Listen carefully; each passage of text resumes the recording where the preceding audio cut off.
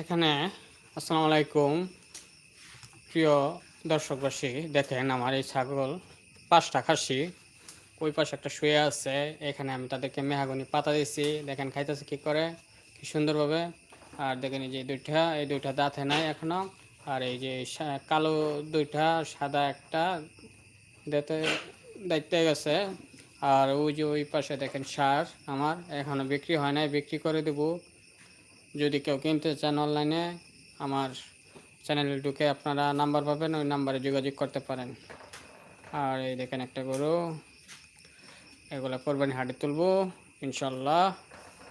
এই দেখেন আমি ছাগলকে মেহাগুনি পাতা খাওয়াই, কাঁঠাল পাতা খাওয়াই না। তার কারণ হলো কাঁঠাল পাতা খাওয়াইলে কাঁঠাল পাতার মধ্যে কষ, আর কষ